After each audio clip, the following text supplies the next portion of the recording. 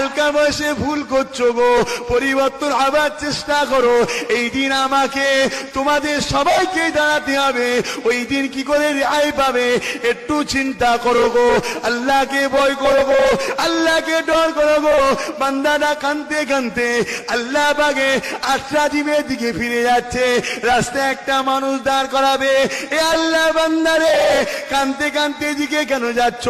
মানুষ তো কানতে কানতে ওই দিক থেকে এই দিকে আসবে, এটা তো ময়দানে মাশর, এখানে বিচার হওয়ার পরে যার ঠিকানাটা জাহান্নামে হবে সে তো কানতে কানতে আসবে। আপনি উল্টো দিক দিয়ে কানতে কানতে যাচ্ছেন কেন? ওই সময় বান্দারা বলতে লাগবে, এ আল্লাহ পাকের বান্দা, দুনিয়াকে তোমাকে কখনো দেখি না, তোমাকে কখনো চিনি না।